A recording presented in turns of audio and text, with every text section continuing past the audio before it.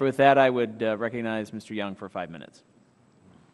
Thank you so much, Mr. Chairman. I thank all our panelists for being here today. It's clear, based on all your testimony, that really the big issue here, I think Mr. Hoagland put it most succinctly, the real issue is mandatory spending. And, you know, we're entering budget season, what ought to be budget season here in Washington, D.C. here. And I'm just curious, first, Dr. Foster, I'll start with you. As the President submits his budget for fiscal year 2014, what do you anticipate the likelihood is that his request will include any reforms of significance to make sustainable Medicare and Social Security in that budget request? Well, sir, despite being an economist, I'm also an optimist. So I'm going to say I think he may take the opportunity and really choose to lead on this. And until he proves otherwise, that's what I'm going to believe. Well, good. I share your hope. I spent a couple of years on the Budget Committee before being on this committee, and was hopeful then too. So I think that's the most important thing that certainly could be done, because it's important that we act quickly. There's a cost to waiting here. And perhaps, Mr. Hoagland, you could discuss the importance, benefits of acting quickly here, coming up with a clear, specific, comprehensible, and comprehensive plan to make these largest unsustainable programs of government sustainable. Congressman, I think it's necessary that a plan be put together that shows a path towards regaining sustainability in the Medicare program, long-term in the Social Security program. The President back in November had proposed about $400 billion in spending reductions. I'm like Dr. Foster. I'm optimistic he will come forward with that. The proposal here by the Republican leadership was $600 billion. This is over a 10-year period. The only comment I have with Mr. Young would be that the issue of controlling health care cost in a 10-year window is difficult. What we really should be looking at is a much longer window, because some of the fundamental changes we have to make in the health care delivery system will take time to implement, such as Mr. Ryan's proposal last year.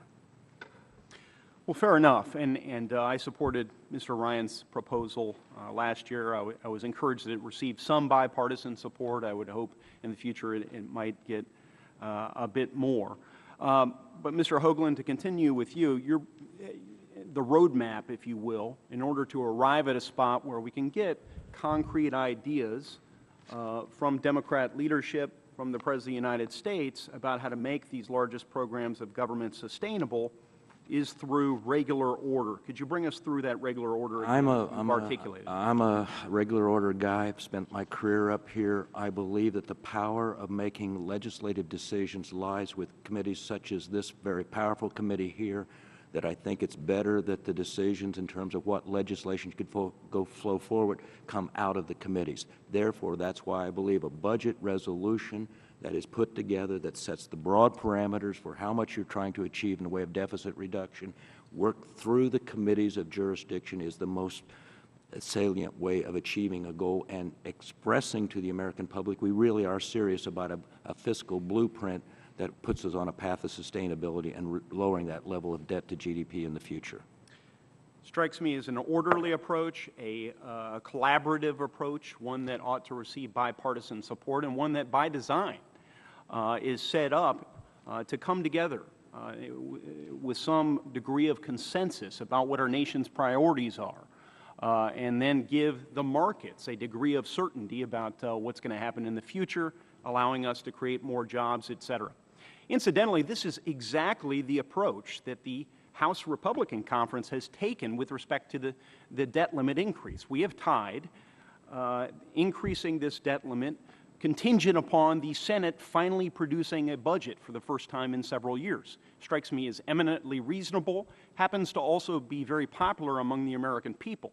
So I do agree that talk about default is irresponsible. To characterize this hearing as about something other than an effort to bring us back into balance and to try and get a budget out of the United States Senate and a clear budget out of the President of the United States, I think that's irresponsible to characterize it otherwise. And I would just say to Mr. Johnson, I'll give you a brief opportunity to respond, sir, that you spoke a great deal about policy uncertainty.